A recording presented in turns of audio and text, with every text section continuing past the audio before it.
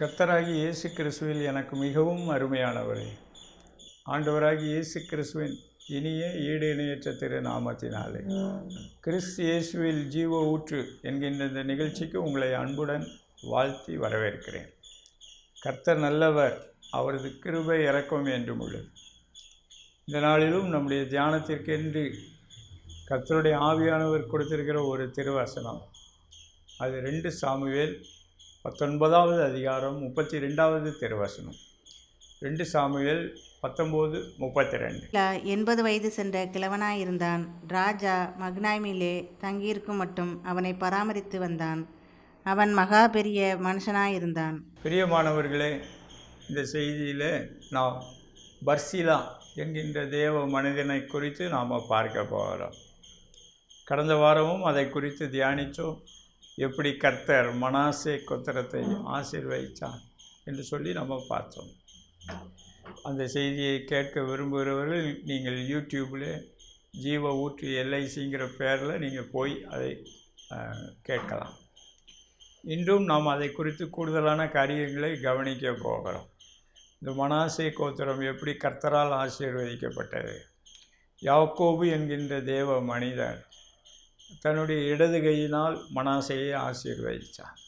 அவருக்கு பூமியிலே உயர்ந்த இடங்களிலே நல்ல சுதந்திரத்தை, மேன்மையான சுதந்திரங்களை கர்த்தர் கொடுத்தார். அவர் அதை பெற்றுக்கொண்ட பிறகு எப்படி கர்த்தருடைய ஜனத்துக்கு அவர் ஆசீர்வாதமாக இருந்தார், கர்த்தருடைய பணிக்கு எப்படி ஆசீர்வாதமாக இருந்தார் என்பதை நாம் வேதத்திலே பார்க்கிறோம். அதை குறித்து தான் இந்த நாளிலும் நாம் அதிகமாய் அதை குறித்து சிந்திக்க போகிறோம். எப்படி பூமிக்குரிய நன்மைகளிலே கர்த்தர் உங்களுக்கும் எனக்கும் வைத்திருக்கிற அந்த உயரிய இடங்களை புரிந்து கொள்வது, அது கர்த்தரால் நமக்கு கொடுக்கப்படுகிறது. தரிசனமும் அவரிடத்திலிருந்து தான் வருகிறது, அதன் நிறைவேறுதலும் அவரிடத்திலிருந்து தான் வருகிறது. அந்த நிறைவேறுதலை பெற்றுக்கொண்ட பிறகும் வருகின்ற சந்ததிகளுக்கு, தலைமுறைகளுக்கு அதை எப்படி கொண்டு செல்வது என்பதும் அவருடைய கரத்தில் தான் இருந்து கொண்டு இருக்கிறது. ஸ்தோத்திரம். அதை குறித்து கவனமாய் செவி கொடுப்போம். கர்த்தரிடத்தில் ஜெபத்தோடு, வாஞ்சையோடு, விழிப்போடு நாம் காத்திருப்போம். கர்த்தர் நம்மோடு கூட இடைபடும்படிக்கு நானும் ஜெபம் பண்ணுகிறேன். கர்த்தர் உங்களை ஆசீர்வதிப்பாராக. முதலாவதாக, இந்த பர்சிலா என்கின்ற மனுஷன் பாருங்கள், அந்த வசனத்தில் குறிப்பிடப்பட்டிருக்கிறது, அவர் 80 வயதுக்கு மேற்பட்டவராக இருக்கிறார். இன்று தேவனாகிய கர்த்தர் அவருடைய ஜனத்திற்கு ஆயுசு காலத்தை பெருக பண்ணுகிறார்.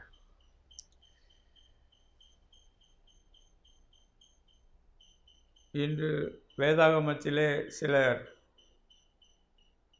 சங்கீதம் 90 பிடித்து கொண்டு ஆயுசு காலம் 70, பலத்தின் மிகுதியால் 80 என்று சொல்லி அதுக்குள்ளேயே சுருங்கி விடுகிறார்கள். இன்னும் மோசே அந்த சங்கீதத்தில் இன்னும் நிறைய வசனங்களையும் சொல்லி அவர் பரிந்து பேசுகிறார். இந்த 80 வருஷமும் சஞ்சலமாக தான் இருக்குது, எங்கள் நாட்களை இன்னும் அறிவே எங்களுக்கு போதியும், நீங்கள் என் பக்கத்தில் வாங்க, எங்களுக்கு உங்கள் கிருபையை கொடுங்க, நாங்கள் வாழ்நாளெல்லாம் மகிழ்ந்து களி கூறும்படிக்கு செய்யுங்க அப்படி சொல்லி ஜெபம் பண்ணுகிறார். It is the prayer of Moses. அதை மறந்து விடக்கூடாது.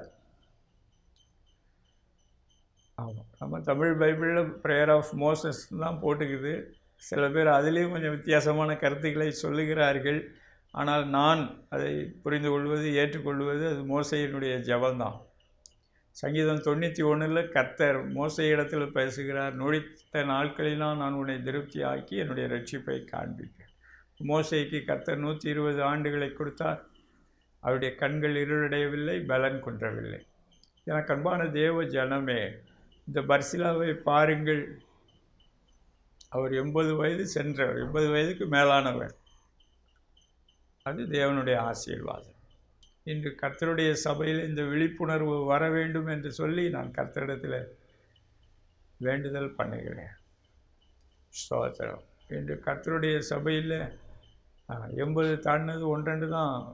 சமீபத்தில் கூட நான் ஒரு சபையில் பார்த்தேன், 80 வயது தாண்டினவர்கள் 2 பேர் தான் கையை தூக்கினாங்க.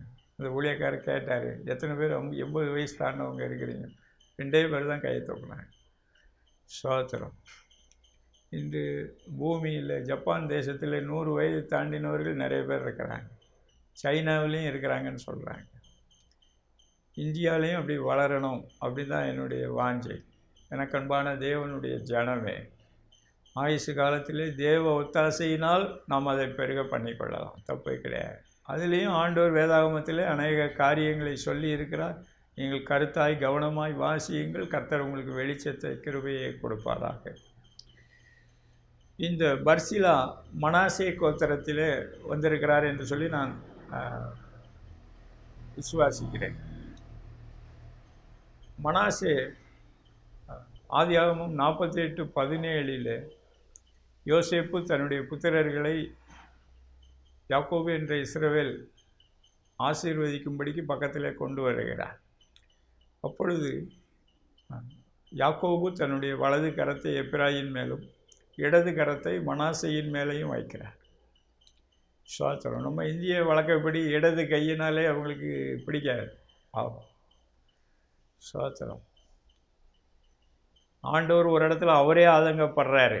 ஆமாம், நினிவே மக்கள் இடது கைக்கும் வலது கைக்கும் வித்தியாசம் தெரியாத மக்களுங்க அப்படிங்கிறாரு. ஆமாம். ஸோ இடது கையிலும் சில ஆசீர்வாதங்கள் இருக்கிறாரு. உன்னத பாட்டிலே வாசித்து பாருங்கள்.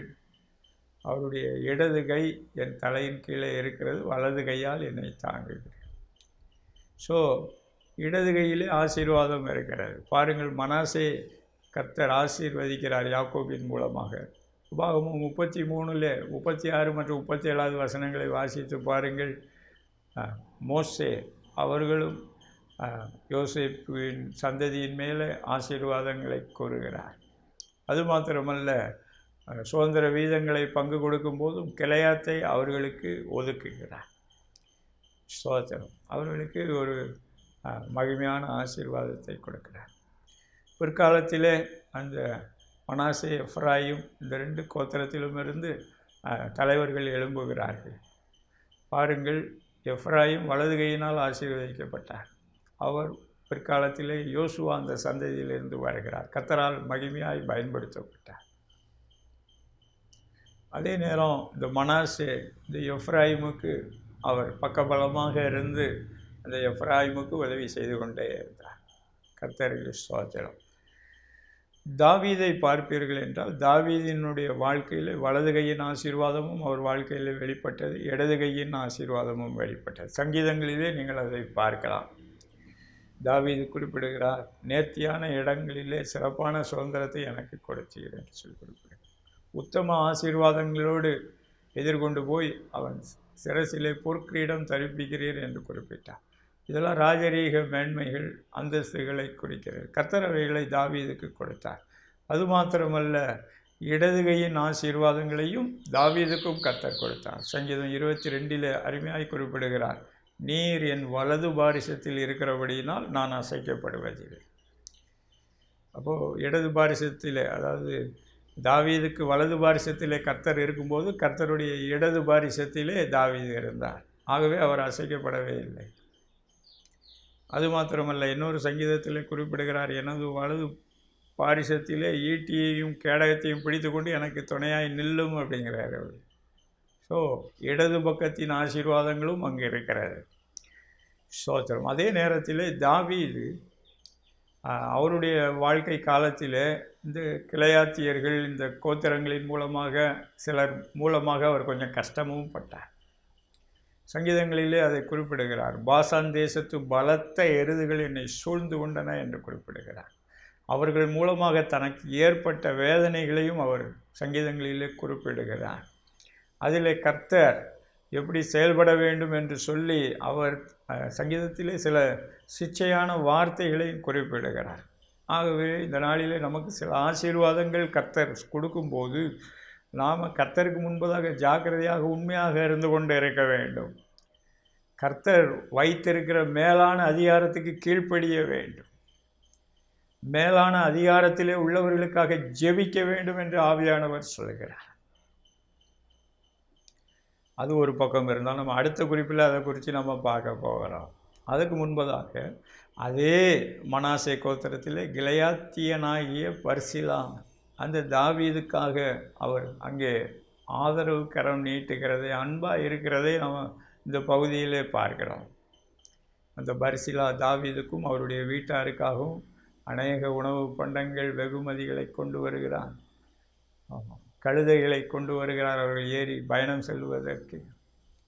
ஸ்தோத்திரம், கர்த்தருக்கு ஸ்தோத்திரம், தேவனுக்கே மகிமை. தாவீதின் உள்ளத்தை அவர் குளிர பண்ணுகிறார். தாவீது அப்சலோமுக்கு தப்பி திரும்பி மறுபடி எருசலேமுக்கு வரும்போது மறுபடி பர்சபாவை கூப்பிடுகிறார். நீ என்னோடு கூட எருசலேமுக்கு வா, என்னோடு இரு அப்படின்னு சொல்லி கூப்பிடுகிறார். இப்போ பர்சிலா சொல்லுகிறார், பாருங்கள், அந்த ராஜ மேன்மைக்குள்ளே கர்த்தர் அந்த மனாசே கோத்திரத்தையும் கொண்டு செல்ல வேண்டாம் விரும்புகிறார். அப்போது அந்த பர்சிலா சொல்லுகிறார், எனக்கு வயதாகிவிட்டது, என்னுடைய மகன் வரட்டும் என்று சொல்லுகிறார். தாவீது அதை ஏற்றுக்கொள்ளுகிறார். பிரியமானவர்களே, வேதாகமத்திலே பழைய ஏற்பாட்டு பகுதியிலே அந்த பர்சிலாவின் மேலே கர்த்தர் வைத்திருந்த ஆசீர்வாதம் ஒரு மகிமையான ஆசீர்வாதம். புதிய ஏற்பாட்டிலும் இந்த ஆசீர்வாதங்கள் இருக்கிறது. ஆமாம், சில பேர் ஆசீர்வாதங்களுக்கு விரோதமாக பிரசங்கமே பண்ண ஆரம்பிச்சிடறாங்க இந்த காலங்களில்.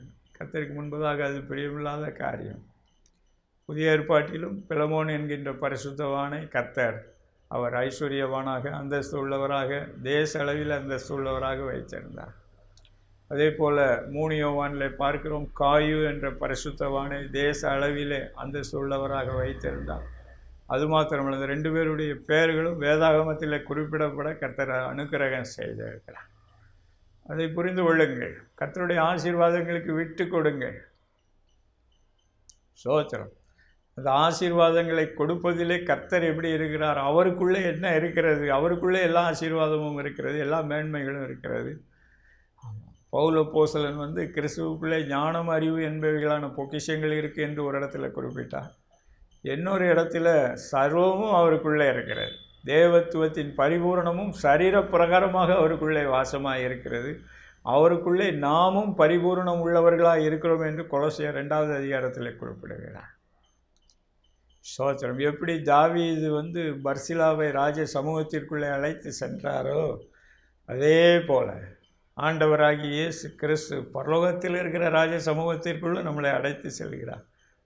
பூமிக்குரிய ராஜ சமூகங்களுக்குள்ளே, ஒருவேளை நீங்கள் எந்த நாட்டிலே இருந்து கொண்டு இருந்தாலும் சரி, அங்கேயும் தேவன் அரசாங்க ரீதியாக ஆளுகிறவர்களுக்கு நடுவிலே உங்களுக்கென்று ஒரு இடத்தை ஏற்படுத்த வேண்டும் என்று விரும்புகிறார். கர்த்தருக்கு ஸ்தோத்திரம், தேவனுக்கே மகிமை. என்னுடைய வாழ்க்கையில் நான் பார்த்துருக்கிறேன், ஊழியத்தில் பார்த்துருக்கிறேன். தேவ கிருபையினாலே ஸ்தோத்திரம், எளிய நிலைமையில் இருக்கக்கூடிய எல்லாரையும் கர்த்தர் நேசிக்கிறார். அவர்கள் கர்த்தருக்கு கீழ்ப்படியும் பொழுது அவர்களை மேன்மைப்படுத்துகிறார். ஸ்தோத்திரம். மேன்மை என்று சொன்னோன்னு பெரிய ராஜ அந்தஸ்து என்று மாத்திரம் நினைத்து கொள்ளக்கூடாது. என்று ஒரு 4 சென்ட் இடம் உங்களுக்கு கிடைச்சிச்சினாலுமே அது தேவனால் உங்களுக்கு கொடுக்கப்படுகிற ஒரு சுதந்திர வீதம். நீங்கள் அதற்கு அதிகாரியாக இருக்கிறீர்கள், ஆளுகை செய்கிறவராக இருக்கிறீர்கள். அதை கர்த்தரே உங்களுக்கு கொடுக்கிறார் என்பதை மறந்து விடாதீர்கள். ஸ்தோத்திரம். அதே நேரத்தில் கர்த்தர் ஸ்பெசிஃபிக்காக சில பேருக்கு சொல்லுவாங்க. ஆமாம், இன்றைக்கி அதுவும் ஒரு குரூப் இருக்குது. சபையிலே ஆண்டவர் நியமித்து வைத்திருக்கிறார். நானே பார்த்துருக்கிறேன். சில நேரங்களில் ஆண்டவர் ஊழியத்தில் அர்ப்பணிப்பு ஜபங்களில் நான் பார்த்துருக்கிறேன். அவன் சில பேரிடத்தில் ஆண்டவர் பேசுவார். ஆமாம், உன்னுடைய வாழ்க்கை இப்படி தான் இருக்கும். ஆமாம், பவுல் அப்போஸ்தலத்தில் ஆண்டவர் அப்படியே சொல்கிறார். நீ படப்போகிற பாடுகளை குறித்து அவர் ஆண்டவர் பேசுகிறார். சில பேருக்கு இரத்த சாட்சியை குறித்தும் பேசுகிறார். சில பேருக்கு, நாட் ஆல், இன் ஜென்ரல், தேவன் ஆபிரகாமின் ஆசீர்வாதங்களுக்கு உரியவர்களாக உங்களையும் என்னையும் அழைத்திருக்கிறார். அதிலே இந்த மனாசேயின் ஆசீர்வாதம், இந்த பர்சிலாவின் ஆசீர்வாதம் ஒரு முக்கிய இடத்தை பெறுகிறது. கர்த்தருக்கு ஸ்தோத்திரம். ஆண்டவரிடத்தில் கேளுங்கள், ஆண்டவரே, என் வாழ்க்கையில் என்ன திட்டத்தை, தரிசனத்தை நீர் வைத்திருக்கிறீர், எனக்கு அதை காட்டும் ஆண்டவரே என்று கேளுங்கள். ஆண்டவர் பூமிக்குரிய தரிசனத்தையும் அவரே கொடுப்பார். ஆபிரகாமுக்கு பூமிக்குரிய தரிசனத்தை ஆண்டவரே கொடுத்தார். அவர் அதை நிறைவேற்றி அவர் மகிமைப்பட்டு கொண்டு வருகிறார். தொடர்ந்து அவரை அண்டிக் கொள்ளுங்கள். அவருடைய வார்த்தைக்கு காத்திருங்கள். அவருடைய தரிசனங்களை பெற்றுக்கொள்ளுங்கள். பாருங்கள், தரிசனங்களை பெற்றுக்கொள்வதும் தேவ கிருபை. அந்த தரிசனங்களின் நிறைவேறுதலை பெற்றுக்கொள்வதும் தேவ கிருபை. அந்த தரிசனங்களை பெற்றுக்கொண்டு அதன் நிறைவேறுதலை பெற்றுக்கொண்ட பிறகும் நாம் மற்றவர்களுக்கும் ஆசீர்வாதமாக இருக்கும்படிக்கு தேவ அனுக்கிரகத்தை நமக்கு கொடுக்கிறார். அது ஒரு கிருபை வரத்தை கொடுக்கிறார். அதிலும் நம்ம பிரயோஜனப்பட வேண்டும். கர்த்தர் ஒரு குடும்பத்தை, வீட்டை ஆசீர்வதிக்கும் போது கர்த்தர் நம்மை சபைக்கும் நாம் இருக்கக்கூடிய பட்டணத்திற்கோ நகரத்துக்கோ கிராமத்துக்கோ வைக்கிறார். மறந்து விடக்கூடாது. தொடர்ச்சியாக கர்த்தர் நம்மை அவருடைய அனாதி தீர்மானத்தின்படி, தெரிந்து கொள்ளுதலின்படி படிப்படியாய் ஆண்டவர் அங்கே நம்மை உயர்த்தி கொண்டே வருகிறார். கர்த்தருக்கு ஸ்தோத்திரம். தேவனுக்கே மகிமை உண்டாகட்டும். தேவ திட்டப்படியான பூமிக்குரிய தரிசனங்களின் நிறைவேறுதலுக்கு, ஆசீர்வாதங்களுக்கு உங்களை விட்டு கொடுங்கள். அதிலே சில போதகர்கள் தவறாய் பிரசங்கம் பண்ணுவார்கள் என்றால் நீங்கள் அதை கர்த்தரிடத்தில் கேட்டு தெளிவுபடுத்தி கொள்ளுங்கள். இருட்டுக்குள்ளே இருந்திருக்காதுங்கள். சில நேரங்களில் அப்படி இருட்டுக்குள்ளே இருந்துக்கிட்டு திடீர்னு என்னைக்காவது அவங்களுக்கு ஒரு விழிப்புணர்வு வந்து அதுக்கப்புறம் பணம்னு ஓடுவாங்க. சீர்கேடுகள் வரும். நீதிமொழிகளில் போட்டிருக்கு, தரிசனம் இல்லாத இடத்தில் ஜனங்கள் சீர்கெட்டு போவார்கள். இன்று பணத்தை எப்படினாலும் சம்பாதிக்கணும், அந்தஸ்தை எப்படினாலும் சம்பாதிக்கணும், பதவியை எப்படினாலும் பெற்றுக்கொள்ளணும். Power mongers. என்ன ஆகிறது? பரிதாபத்திலும் பரிதாபம். கர்த்தருடைய ஜனத்திலும் சிலர் இப்படிப்பட்டவர்களாக இருக்கிறோம். ஸோ ஜாக்கிரதை ஜாக்கிரதை ஜாக்கிரதை. ஆவியானவர் உணர்த்துகிறார். அந்த காரியங்களிலே புத்தி தெளிவடைய வேண்டும். கர்த்தரை விட்டு பிரிக்கிற எந்த காரியத்தை விட்டு விலக வேண்டும் என்று ஆவியானவர் பேசுகிறார். கர்த்தருக்கு ஸ்தோத்திரம். அதே நேரத்தில் மேன்மையான ஆசீர்வாதங்களை வேதாகமத்தின் அடிப்படையில், கர்த்தர் உங்களுக்கு பிரத்யேகமாக சொல்லியிருக்கிறதின் அடிப்படையில் நாம் எல்லாரும் தேவ ஒத்தாசையினால் பெற்றுக்கொள்ளலாம். கர்த்தருக்கு ஸ்தோத்திரம். தேவனுக்கே மகிமை. அடுத்தபடியாக நாம் கர்த்தர் நம்மை ஆசீர்வதிக்க ஆரம்பித்த பிறகு நாம் முதல்ல கர்த்தரை மகிமைப்படுத்தணும், அங்கீகரிக்கணும். முதல்ல சகோதரர்களுக்கு நடுவில் சாட்சி சொல்ல பழகணும். இன்றைக்கி சில சபைகளில் சாட்சிகள் சொல்கிறதுக்கு அலோவ் பண்ணுறாங்க, சில சபைகளில் கிடையாது. ரட்சிப்பின் கிருபை அது ஒரு நல்ல சாட்சி. அதான் முதன்மையான சாட்சி. கர்த்தர் என் பாவங்களெல்லாம் மன்னிச்சார் அப்படின்னு. இன்றைக்கி சில ஊழியர்கள் வாயிலே அந்த வார்த்தை வர்றதில்லை. நான் சொல்லுவேன், நான் கர்த்தரை விட்டு தூரமாக இருந்தேன், பாவங்களிலும் அக்கிரமங்களிலும் மறைத்தவனாய் இருந்த கர்த்தர் தேடி வந்தால் அவருடைய கிருபையின்படி, இரக்கத்தின்படி என்னை ரட்சித்தான், நடத்தி கொண்டு வருகிறார். அருமையான சாட்சி. சபைக்குள்ளே அதை சொல்ல வேண்டும். அடுத்து தேவன் நம்மளை எந்தெந்த இடங்களெல்லாம் கொண்டு போகிறாரோ அங்கெல்லாம் போய் சொல்லணும். ரட்சிப்பின் கிருபையை பற்றி சொல்லணும். அதுக்கு அடுத்தபடியாக கர்த்தர் நமக்கு கொடுக்குற நன்மைகள், சுதந்திரங்கள், ஆசீர்வாதங்களில் நாம் கர்த்தருடைய சபையிலே ஒரு ஆக்டிவ் மெம்பராக, செயலாற்றும் உறுப்பினராக இருக்க வேண்டும். கர்த்தருடைய சபையிலும் சுவிசேஷ ஊழியத்திலே செயல்படுகிறவர்களாக இருக்க வேண்டும். சோதரன் என்று கர்த்தருடைய சபையிலும் சுவிசேஷ ஊழியத்தை குறித்து ஒரு விழிப்புணர்வு வர வேண்டும் என்று ஆவியானவர் திட்டமாய் பேசுகிறார். பாருங்கள், அந்த பர்சிலா என்ற தேவ மனிதர் அந்த இஸ்ரவேல் நாட்டில் உள்ள ஏற்பட்ட ஒரு பிரச்சனைக்கு அவர் செயல்படுகிறவராக, பங்களிக்கிறவராக, எந்தவித பிரதிபலனும் எதிர்பார்க்காமல் பங்களிக்கிறவராக இருந்தார். அன்பு நிமித்தம் செய்தார். இன்று ஒருவேளை சபை நடத்துகிறவர்களாக நீங்கள் இருந்தாலும் சரி, சற்று யோசனை பண்ணி பாருங்கள். கர்த்தர் உங்கள் சபையில் கொடுக்குற வருமானத்தில் 100%ல் எத்தனை % நீங்கள் சுவிசேஷ ஊழியத்திற்காக செலவழிக்கிறீர்கள்? சிந்தித்து பாருங்கள். உங்களுடைய வருமானம் 100% என்று வைத்து கொள்ளுங்கள். அதில் மேஜர் பார்ட் எதுக்காக செலவழிக்கிறீங்க? இன்ஃப்ராஸ்ட்ரக்சர் அவசியம்தான். ஆனால் இன்ஃப்ராஸ்ட்ரக்சருக்கு கர்த்தர் விரும்புகிறபடி முக்கியத்துவம் கொடுக்கணும்.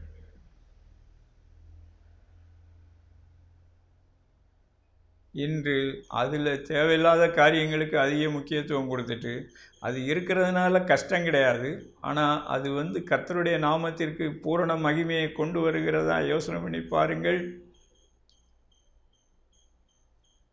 மற்றபடி உங்களுக்கு வர்ற வருமானத்தில் சபை அளவில் வர்ற வருமானத்தில் எத்தனை பர்சன்ட் சுவிசேஷம் நீங்கள் ஆண்டவருக்கு முன்னாடி கேட்டு பாருங்கள். ஏன் உங்கள் மேலே என்ன ஆசீர்வாதம் வரலன்னு கேட்குறீங்க இல்லையா?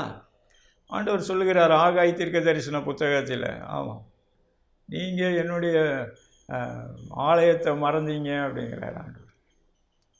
ஆலயம் வந்து பழைய ஏற்பாட்டு காலத்தில் ஆலயம் ரொம்ப பெரிய மகிமையான ஆலயம். அதுவும் அந்த குறிப்பிட்ட தீர்க்கதரிசி சொல்லும்போது அவர் தேவனுடைய பணியை மையமாக வைத்து தான் குறிப்பிடுகிறார். தேவனுடைய பணியும் அங்கு இருக்க வேண்டும். அதில் தேவ திட்டப்படியான மேன்மைகள் இருக்க வேண்டும். ஸ்தோத்திரம். தேவனுடைய திட்டப்படியான மேன்மைகள் இருக்க வேண்டும். மற்றபடி உங்களுக்கு வர்ற வருமானத்தில் கர்த்தருடைய சுவிசேஷ ஊழியத்திற்கென்று நாம் விதைக்கிறவர்களாக செயல்படுகிறவர்களாக இருந்தால் தான் அறுவடை கிடைக்கும். ஸ்தோத்திரம். இன்று சில சபைகளில் ஆவிக்குரிய நற்செய்தி கூட்டங்கள் நடத்துகிறதையே விட்டுட்டாங்க. சுய நலத்தோடு. ஸ்தோத்திரம். இன்று கர்த்தருடைய சபை 5 விதமான ஊழியங்களோடு வளர வேண்டும் என்று ஆவியானவர் விரும்புகிறார். ஸ்தோத்திரம். அடுத்து இது சுவிசேஷ ஊழியம் மாத்திரம் கிடையாது, நீ அடுத்த லெவலுக்குள்ளேயும் போகணும். அடுத்த லெவலும் இருக்குது. நீதிமொழிகள் 24:21 குறிப்பிடுகிறது. அதில் ஆவியானவர் குறிப்பிடுகிறார், நீ கர்த்தருக்கும் ராஜாவுக்கும் பயந்து நட, கலகக்காரரோடு சேராது. இப்போ இதில் நாம் ஃபஸ்ட்டு அது கிறிஸ்தவ குடும்பமாக இருந்தாலும் சரி, கிறிஸ்தவ சபையாக இருந்தாலும் சரி, இல்லை ஜெப ஐக்கியங்களாக சுவிசேஷ ஊழிய ஸ்தாபனங்களாக இருந்தாலும் சரி, கர்த்தருக்கு முதல் இடம். கர்த்தருக்கு பயப்படணும். அது அடுத்தது. முதலிடம் கொடுத்துட்டு கர்த்தருக்கு பயப்படணும். பயந்தானே என்ன அர்த்தம்? கர்த்தருக்கு பயப்படுகிறவங்க கர்த்தர் சொல்கிறதுக்கு கீழ்ப்படிப்பாங்க, கர்த்தருடைய வழிகளில் நடப்பாங்க, ஆண்டவர் ஆசீர்வதிப்பார். நம்ம இதை கர்த்தருடைய சபையில் அடிக்கடி சொல்கிறோம். முக்கியமாக கல்யாண நேரத்தில் நல்லா சொல்கிறோம், பாட்டு பாடுறோம், சங்கீத தியானம் பண்ணுறோம். கர்த்தருக்கு பயந்து அவர் வழிகளில் நடக்கிறவன் பாக்கியவன். இது இண்டிவிஜுவலாகவும் நம்ம அதை கடைப்பிடிக்கணும். இன்றைக்கி கர்த்தருக்கு பயந்த பிறகு கர்த்தருடைய வழிகளில் நடக்கிறதுக்கு சில பேருக்கு கஷ்டமாயிருது. கேட்டால் எனக்கு அந்த பிஸ்னஸ்ஸு, இந்த பொறுப்பு. பாருங்கள், தாவீதின் சந்ததியை பாருங்கள், தாவீதையும் பாருங்கள், அவருடைய சந்ததியும் பாருங்கள். கர்த்தருடைய பணியில் எவ்வளோ உற்சாகமாக பயந்து அவர் சொல்கிறத அப்படியே ஹார்ட்டில் பதிச்சு அவருடைய வழிகளில் நடக்கிறதில் எவ்வளோ ஜாக்கிரதையாக இருந்து கொண்டு வந்தாங்க. யோசனை பண்ணி பார்ப்போம். கர்த்தருக்கும் ராஜாவுக்கும் பயந்து நட. ராஜா என்றால் அந்த காலத்தில் ராஜா, இப்பவும் பூமிக்குரிய தேசங்களிலே சில நாடுகளிலே ராஜாக்கள் இருக்கிறார்கள். சில ஜனநாயக நாடுகளும் நம்ம நாடு போன்று, இந்தியா போன்று இருக்கிறது. அப்போ இதில் ராஜாக்கள்னால் யாருன்னா மேலான அதிகாரத்தில் இருக்கிறவர்கள். அப்போது அவங்களுக்கு பயந்து நடன்னு சொல்கிறாரு. இதனுடைய அர்த்தம் என்ன அப்படின்னா ரெவரன்ஷியல் ஃபியர், ஒரு மரியாதைக்குரிய ஒரு பயம். மேலான அதிகாரத்திலே நாம் அப்படி கீழ்ப்படிந்து இருக்க வேண்டும். இதை கர்த்தர் எதிர்பார்க்கிறார். நீதிமொழிகளிலே ஆவியானவர் சொல்கிறார், கலகக்காரரோடு சேராதேன்னா என்ன அர்த்தம்? இந்த கலகக்காரரோடு சேர்ந்தால் கர்த்தருடைய வழிகளில் நடக்கிறது தடைப்பட்டு போயிடும். கர்த்தருடைய வழிகளில் இன்று நம்ம நடக்க வேண்டும். நடந்தால் தான் கர்த்தருடைய ஆசீர்வாதம் உங்கள் மேலே வரும். கர்த்தர் அதை நமக்கு காண்பிப்பார். நீதிமொழிகளில் குறிப்பிடப்பட்டிருக்கிறது, மகனே உன் இருதயத்தை எனக்கு கொடு, உன் கண்கள் என்னுடைய வழிகளை நோக்கி பார்க்கட்டும். கர்த்தருடைய வழியை பார்க்க வேண்டும். தேசத்தில் கர்த்தர் நமக்கு என்ன வழியை வைத்திருக்கிறான்? ஸ்தோத்திரம்.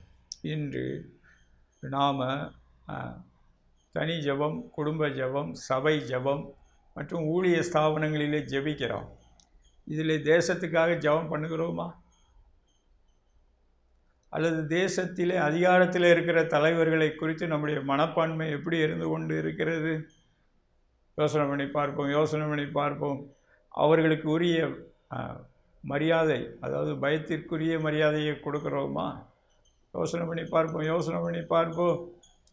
இல்லை என்றால் இன்று கர்த்தருடைய கரத்திலே அர்ப்பணிப்போம். நான் சில நேரங்களில் சில தொலைக்காட்சி நிகழ்ச்சிகளில் ஜெப நிகழ்ச்சிகளில் பார்க்குறேன், தேசத்துக்காக ஜெபிக்க அர்ப்பணிக்கிறாங்க, கர்த்தர் அற்புதங்களை செய்கிறார்.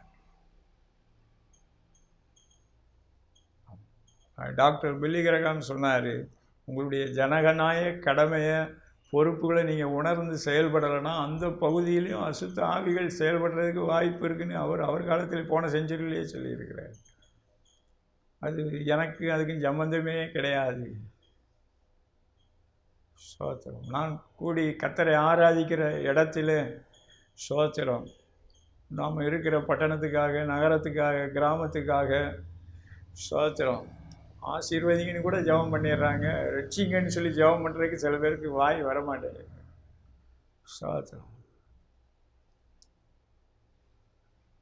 தமிழ்நாட்டுக்காக ஜெபிக்கிறோமா? இந்தியாவுக்காக ஜெபிக்கிறோமா? அதில் இப்பொழுது பொறுப்பில் இருக்கிற தலைவர்களுக்கு கர்த்தருக்கு முன்பதாக ஒரு ஆவிக்குரிய அன்போடு நடந்து கொள்ளுகிறோமா? யோசனை பண்ணி பார்ப்போம். அந்த பர்சிலா அப்படி நடந்து கொண்டார். பர்சிலாவை கர்த்தர் ஆசீர்வதித்தார். அவர் தேவ கிருபையினாலே அந்த நாட்டுக்கு ஆசீர்வாதமாக இருந்தார். தொடர்ந்து ஸ்தோத்திரம் பாருங்கள், மனாசே கோத்திரத்தில் அந்த ராஜ சமூகத்தில் நிற்கக்கூடிய ஒரு அந்தஸ்தை அவருடைய பிள்ளைகளுக்கு கர்த்தர் கொடுத்தார். கர்த்தருக்கு ஸ்தோத்திரம், தேவனுக்கே மகிமை உண்டாகட்டும். இன்று தேசத்தில் அதிகார பொறுப்புகளிலே, ஆளுகிற பொறுப்புகளிலே நீங்கள் வர வேண்டும் என்று தேவன் சித்தம் வைத்திருந்தார் என்றால் தேவன் செய்வார். ஆனால் அதை குறித்து ஒரு விழிப்புணர்வு இல்லாமல் எனக்கு என்னன்னு இருந்தீங்கன்னா எப்படி? ஸ்தோத்திரம். அதில் கலகக்காரரோடு சேராதே என்று சொல்லி போட்டிருக்குது. இதில் அர்த்தம் நான் அவருக்கு ஆங்கில வேதாகமத்தில் வாசித்து கொண்ட போது நான் புரிந்து கொண்டேன். ஆமாம், அடிக்கடி மாறிக்கிட்டு இருக்கிறவங்க கூட சேராதேன்னு போட்டுக்குது. Given up to change. ஆமாம், இன்றைக்கி இந்த கட்சியில் இருப்பார், நாளைக்கு அடுத்த கட்சிக்கு போயிடுவார். இந்த எலெக்ஷனில் இந்த கட்சியில் இருப்பார், அடுத்த எலெக்ஷனில் அந்த கட்சிக்கு போயிடுவார்.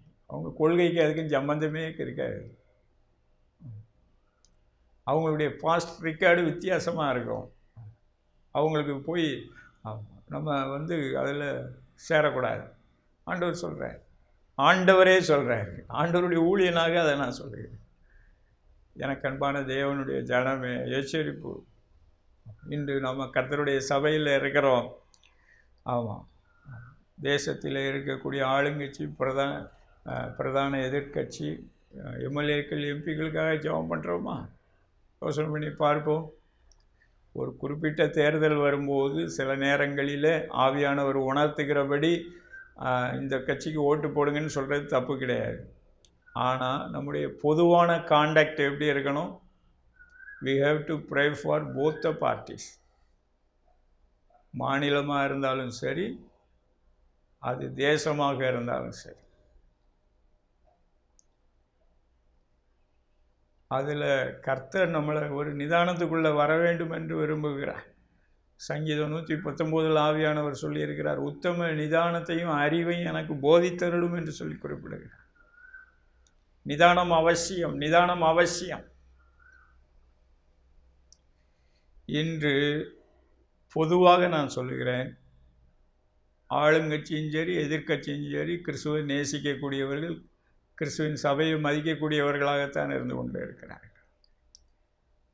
இந்த விஷயத்தில் ஆவியானவர் நமக்குள்ளே ஒரு நிதானம், ஒரு பக்குவம் வர வேண்டும் என்று ஆவியானவர் விரும்புகிறார். அவர்களுக்குரிய கர்த்தருக்கு முன்பதாக கொடுக்க வேண்டிய மரியாதையை கரெக்டாக கொடுப்பீங்கன்னா, இன்றைக்கி தேவ ஜனத்திலிருந்தும் அதிகாரிகள், ஆளுகிறவர்கள் எழும்புவார்கள் என்று ஆவியானவர் சொல்லுகிறார். அந்த விஷயத்தில் குருட்டுத்தனத்துக்கும் இடம் கொடுக்கக்கூடாது, திருட்டுத்தனத்துக்கும் இடம் கொடுக்கக்கூடாது. உனக்கு ஆதாயம் வரணுங்கிறதுக்காக ஸ்தோத்திரம், கொள்கையே மாற்றப்படாது, உபதேசங்களை மாற்றக்கூடாது. ஆண்டவர் திட்டமாய் உணர்த்துகிறார், கடிந்து கொள்ளுகிறார். இந்த விஷயத்தில் கர்த்தருக்கு முன்பதாக தெளிந்த புத்தியாய் வந்து விடுவோம், உணர்வடைந்து விடுவோம். கர்த்தர் நம் நடுவிலே வெளிப்படுகிறார். ஆண்டவர் சொல்லியிருக்கிறார், நான் அவர்கள் மத்தியிலே உலாவி அவர்கள் தேவனாய் இருப்பேன், நான் அவர்களுடைய பிதாவாய் இருப்பேன். அவர்கள் என்னுடைய குமாரர்களாக இருப்பார், குமாரத்திகளாக இருப்பார். கர்த்தர் நம் நடுவிலே மகிமையான காரியங்களை செய்ய வேண்டும் என்று விரும்புகிறார். அடுத்தபடியாக இந்த பர்சிலாவை போன்று இன்னும் அநேகர் கர்த்தரால் கனம் பண்ணப்பட்டார்கள். பாருங்கள், மொர்தெகாய், எஸ்தர், அவர் காலத்தில் இருந்த யூத சமூகம் அந்த நாட்டு அரசனுக்காக ஜெபம் பண்ணினார்கள். அந்த மொர்தெகாய் அந்த ராஜா மீது ஒரு தீங்கு வருகிறதை அறிந்து அந்த மொர்தெகாய் அங்கே கர்த்தருக்குள் பிரயாசப்படுகிறார், கர்த்தர் அதை வாய்க்க பண்ணுகிறார். அதனால் மொர்தெகாய்க்கு முதல்லையும் ஒரு கணம் உண்டாகிறது. ரெண்டாவது கணம் தன்னுடைய ஜனத்துக்காக தரப்பில் நிற்கிறார். இன்று மொர்தெகாய், எஸ்தர் தன்னுடைய ஜனத்திற்காக தரப்பில் நிற்கிறார்கள். என் ஜனத்தின் மீது வரப்போகிற அந்த தீங்கை பார்த்து நான் எப்படி இருக்க முடியும் என்று சொல்லி மொர்தெகாய்க்குள்ளே அந்த அக்கினி பற்றி எரிகிறது. அந்த அக்கினியின் மூலமாக எஸ்தரையும் அவர் அனல் மூட்டுகிறார். அந்த காலத்தில் இருந்த இஸ்ரவேல் மக்களையும் அனல் மூட்டுகிறார். பாருங்கள், எஸ்தரின் புஸ்தகத்தில் வாசித்து பாருங்கள். அந்த காலத்தில் இஸ்ரவேலுக்கு களிப்பும் மகிழ்ச்சியும் வந்தது. அவர்களுக்கு மாத்திரமல்ல, ஸ்தோத்திரம், அந்த மகிமையான ஒளியின் நிழலுக்குள்ளே அந்த நாட்களில் இருந்த மற்ற நாடுகளும் கூட தொடப்பட்டது. ஸ்தோத்திரம், வேதாகமத்தில் குறிப்பிடப்பட்டிருக்கிறது. இந்தியாவும் அந்த பேரில் இருக்குது. ஆமாம், அந்த பண்டிகையை முழு பூமி அந்த நாடுகள் முழுவதிலும் கொண்டாட வேண்டும் என்று சொல்லி அவர்கள் கட்டளையிட்டார்கள், பூரிம் பண்டிகை. ஸ்தோத்திரம், இந்தியாவிலும் அந்த பண்டிகை ஸ்தோத்திரம் ஒரு பேரில் இந்த நாளில் கொண்டாடப்படுகிறது.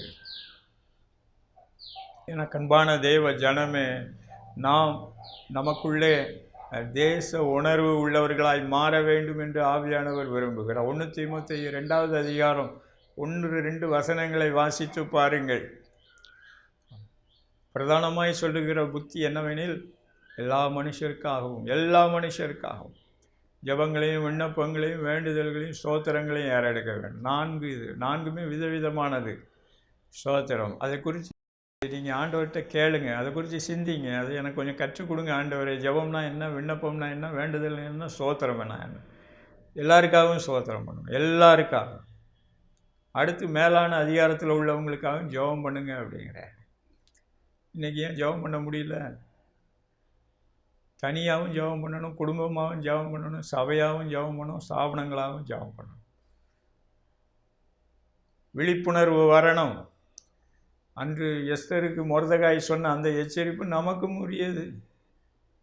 ஸ்தோத்திரம், இன்றைக்கி கர்த்தர் நம்மளை ஒரு நல்ல நிலைமையில் வைக்கும்போது நாம் ஒன்றும் கர்த்தரை சேவிக்கணும், அது தலையானது. ஆமாம், உபாகம் 28 போட்டிருக்கு, நீ எல்லாம் உனக்கு நல்லா இருக்கும்போது கர்த்தரை சேவிக்காமல் போனதுனால அங்கே ஒரு சாபத்தை ஆவியானவர் எழுதி வச்சுக்கிறாங்க. இயேசு கிறிஸ்து அந்த சாபத்தையும் சிலுவையில் சுமந்திருக்கிறாங்க. ஸோ நல்லா இருக்கும்போது கர்த்தரை சேவிக்கிறதுனா ஆவியோடும் உண்மையோடும் கர்த்தரை சேவிக்கணும். அவங்கவுங்க இஷ்டத்தின்படியாக இல்லை. புதிய ஏற்பாடு அதையும் கண்டிக்கிறது. சுய இஷ்டமான ஆராதனை கர்த்தருக்கு பிரியமில்லாத ஆராதனை, அதுலேயும் ஈடுபடக்கூடாது. அவங்கவுங்களுக்கு கன்வீனியன்ஸ், சுய இஷ்டம், அதெல்லாம் போகக்கூடாது. ஆண்டவர் அவரை எப்படி ஆராதிக்கணும்னு அவர் விரும்புகிறாரோ அப்படி ஆராதிக்கணும். அவர் எப்படி சேவிக்கணும்னு விரும்புகிறாரோ அப்படி சேவிக்கணும். ஆமாம், நாம் ஆமாம் 10 கோடி ரூபாய்க்கு அங்கே சீரியல் போட்டால் எல்லாம் சரியாயிரும் அப்படின்னு நினச்சிடக்கூடாது. சீரியல் ஒரு குறிப்பிட்ட அளவு போடலாம், தப்பு கிடையாது. அதுலேயும் ஆவியானவர் கொடுக்குற வெளிச்சத்தின்படி நடந்து கொள்ளும். ஸ்தோத்திரம். முதலாவதாக கர்த்தருக்கு முன்பதாக ஜெபிக்க அர்ப்பணியுங்கள், சோத்தரிக்க அர்ப்பணியுங்கள். கர்த்தர் உங்களையும் என்னையும் பயன்படுத்த போகிறார். அப்போ பயன்படுத்தும் போது உங்கள் வாழ்க்கையில் இருக்கிற தடைப்பட்டு போன ஆசீர்வாதங்கள்லாம் வந்துடும். பர்சிலாவின் ஆசீர்வாதம் வரும். இந்த பர்சிலா புதிய ஏற்பாட்டிலையும் அங்கே பாருங்கள், பிலமோன் பவுல் அப்போஸ்தலனுடைய ஊழியத்துக்கு ஆதரவாக இருக்கிறாரு. காயு அப்போஸ்தலனாகிய யோவானுடைய ஊழியத்திற்கும் கர்த்தருடைய சபைக்கும் ஆசீர்வாதமாக இருக்கிறாரு. எனக்கு அன்பான தேவனுடைய ஜனமே, கர்த்தர் நம்மை ஆசீர்வதிப்பது நம்மை மற்றவர்களுக்கு, கர்த்தருடைய சபைக்கு, தேசத்திற்கு, தேசங்களுக்கு ஆசீர்வாதமாக இருக்கும்படி. இது நடுவில் இந்த கலகக்காரங்க சொல்கிறத கேட்டுக்கிட்டு தேவனுடைய ராஜ்ய பணிகளுக்கு முதுகை காட்டாதீங்க. அது புறமுதுகு காட்டி போகிறது தமிழர் பண்பாடு கிடையாது, இந்திய பண்பாடு கிடையாது. ஆவியானவர் நம்மோடு இடைப்பட்டு கொண்டு இருக்கிறார். கர்த்தருடைய கரத்திலே தீர்க்காயுசும் ஜீவனும் இருக்கிறது. அவரிடத்திலே நிலையான ஐஸ்வர்யம் இருக்கிறது. அதில் பூமிக்குரிய ஐஸ்வர்யமும் அடங்கித்தான் இருக்கிறது. மறந்து விடக்கூடாது. நாம் கண்களை மூடி ஆண்டவரை நோக்கி பார்ப்போம். ஆண்டவருடைய சிலுவையை, ஆண்டவராகி இயேசு கிறிஸ்து சிலுவையிலே சந்தித்த அந்த கோர மரணத்தை ஒரு நிமிடம் நினைத்து பார்ப்போம். நாம் மன்னிக்கப்படும்படிக்கு அவர் பாவத்தின் தண்டனையை ஏற்றுக்கொண்டார். நாம் ஐஸ்வர்யவான்களாகும்படிக்கு அவர் தரித்திரரானார். நாம் ஆசீர்வதிக்கப்படும்படிக்கு அவர் சாபமானார். ஸ்தோத்திரம். என்று கர்த்தர் கொடுத்த ஆசீர்வாதங்களையே சுயநலத்தோடு ஸ்தோத்திரம் வச்சு கொண்டு இருக்கிறோமா? யோசனை பண்ணி பார்ப்போம். ஸ்தோத்திரம். இல்லை என்றால் இப்பொழுதே ஆண்டவரிடத்தில் அர்ப்பணிப்போம். பரலோக பிதாவே, அன்பான தேவனே, ஆண்டவராகிய இயேசு கிறிஸ்துவின் நாமத்தினாலே இந்த நாளிலே உடைய வார்த்தைகளை நாங்கள் தியானிக்க நீர் கிருபை பாராட்டி இருக்கிறீர். நன்றி சொல்லுகிறோம். உடைய ஒத்தாசைகள் இறங்கட்டும், கிருபை இறங்கட்டும், அபிஷேகம் இறங்கட்டும். அபிஷேகத்தினால் நுகத்தடிகள் முறிந்து போகும், நுகத்தடிகள் அப்புறமாகும் என்று சொல்லியிருக்கிறேன். இன்று சில பேர் ஆசீர்வதிக்கப்பட்ட பிறகு அவர்கள் தேவனுக்கென்று விட்டு கொடுக்காதபடிக்கு இருக்கிறபடியினால் ஸ்தோத்திரம், அவர்கள் யோர்தான் நதியிலே இருந்த கலிலேயாவின் ஆசீர்வாதங்களுக்கு உரியவர்களாக இல்லாதபடிக்கு செங்கடல், ஸ்தோத்திரம், சாக்கடல் போன்று அவர்களுடைய வாழ்க்கை மாறிக்கொண்டிருக்கிறதை கர்த்தர் பார்க்கிறீர். அந்த அடைப்புகளெல்லாம் சரி பண்ணப்படட்டும் ஆண்டவரே. ஆபிரகாமை ஆசீர்வதித்து இந்த நாளிலே தேசங்களுக்கு ஆசீர்வாதமாக்கி கொண்டு வருகிறார். இன்று இந்த வார்த்தைகளை கேட்டுக்கொண்டு இருக்கிற ஒவ்வொருவருடைய கண்களையும் காதுகளையும் இருதயங்களையும் திறந்தருள்வீராக. கர்த்தர் தான் ஆசீர்வதிக்கிறவர் என்பதை புரிந்து கொண்டு நாங்கள் அனுபவிக்கிறதற்கு சகலவித நன்மைகளையும் சம்பூர்ணமாய் கொடுக்கிற ஜீவனுள்ள தேவன் நீர் இப்பொழுது ஒவ்வொருவருடைய வாழ்க்கையிலும் இருக்கிற பற்றாக்குறைவுகளை எல்லாம் நீக்கி போடுவீராக. அதிசயங்களை செய்தருள்வீராக, அற்புதங்களை செய்தருள்வீராக. சங்கீதம் 23 படியாக நிறைவான இளைப்பாறுதல், நிறைவான போஷிப்பு, நிறைவான ஆண்டவரை தாகம் தீர்க்கப்பட்டு ஆண்டவரே அவர்கள் கர்த்தருடைய சபையிலே நாட்டப்பட்டு சுவிசேஷ ஊழியத்தை சிறப்பாய் செய்ய உதவி செய்வீராக. அதில் இருக்கிற இருளான அந்தகார கிரியைகள் கடிந்து கொள்ளப்படுவதாக.